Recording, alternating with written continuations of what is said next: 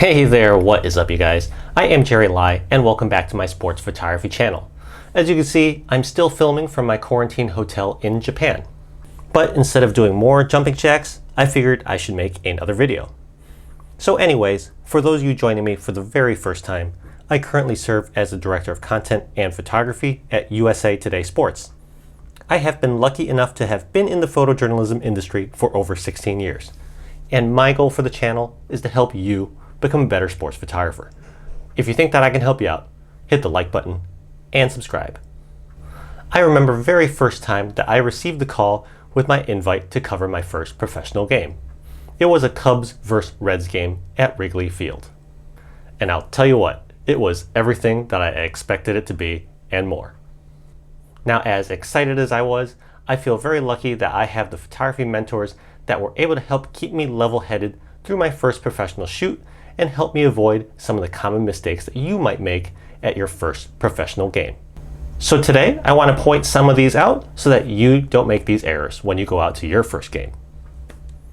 This first one is a big one, and at first glance, it actually might not be super obvious, but that is, don't post your credentials to social media. Now I know, it is pretty darn cool to get your first photo pass, and you definitely want to flex. But don't. And the reason why you don't do this is because it is a security risk. Finding photos of credentials online is one of the most common ways forgers find templates of credentials and duplicate them to create fakes. So, not surprisingly, teams and leagues really frown on this behavior. And if they catch you posting your credential on social media, it's a sure and fast way to get your credentials revoked. You could also get future credentials with your organization revoked. So just don't do it. The second mistake you want to avoid when attending your first professional game is to not outwardly cheer for the teams. Look, I'm really not trying to suck the fun out of sports photography, but in reality, we're there to do a job. The credential that you're issued is an agreement that you are there to work, to do a job, not be entertained. Of course, many of us are sports fans. That's why we got into this. We may have allegiances to one team or another. So naturally, you may want to cheer. And I'm not saying you can't, but if you must, just do it under your breath and to yourself. No outward jumping or exaggerated fist pumps. Not only are those actions unprofessional while you have a credential around your neck, but if you're doing this, there's no way that you can be doing this. In other words, you're going to miss the shot. Now, this third mistake is going to be very similar to the one that I just discussed, and that is, do not go seeking for autographs. Remember, not only are we there to do a job, the athletes themselves are there to do a job. Athletes at the professional level tend to be creatures of habit. They have pretty elaborate routines and exercises that they stick to before each contest to keep their bodies in peak condition. Don't be the one that interrupts the routine just because you want an autograph.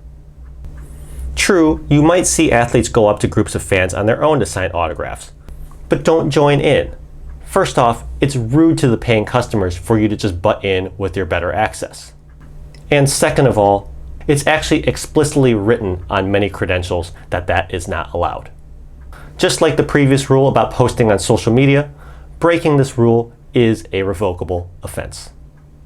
Now, similarly, because of our better access to players than the fans, you might get tempted to go strike up a conversation with the players. Once again, don't. That isn't what you're there for. You're not a reporter, and besides, you're not in the designated time or place to chat with the players. Again, you may see others do that, but it's almost certainly that they already have the relationship, are team or league officials, or are there for a reason. The take-home message of this is, stay in your lane. And you know what? That really segues nicely to my fourth mistake. Stay in your lane. The fourth mistake that you can make a professional game is shooting from where you're not allowed to go. If an area is blocked off, or you're explicitly told not to shoot from an area, there's probably a reason for it. For example, if you are shooting an American football game, generally the sideline behind the benches is off limits. Two reasons. One, football teams are pretty paranoid about guarding their strategies, so they don't like the photographers peeking in. But 2, there's a safety reason behind it, and it's just so you don't get run over by the TV truck that goes back and forth on that sideline. Likewise, if you are wandering in elevated positions, make sure to check with the team photographer or officials to make sure spots you are shooting from in the stands are allowed. You want to make sure the area that you're shooting from isn't blocking the line of sight of fans, nor are you blocking any fire exits or escapes. So, to really hammer this point home, remember that each team and league may have stadium-specific requirements for where you can and cannot shoot from.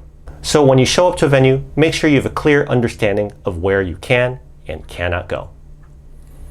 The 5th and final mistake that I want to point out to you so that you don't make it at your first pro game is, once again, stay in your lane. Don't block other photographers. Before the pandemic, photo wells could get pretty tight. Of course, not everyone is going to be pointing in the same direction for every play. So when you do have to swivel around, make sure your lens doesn't creep into the line of sight of the photographer next to you. Likewise, when you follow a play along the sidelines, sometimes the coaches or maybe even officials start drifting into your frame. Don't start drifting with them, because your body may start obstructing the view of the photographer next to or behind you. And when you do that, you're definitely going to get some curse words flung in your direction. So again, when you're working at an event, be sure to be mindful of the line of sight of the other photographers who are working next to and with you.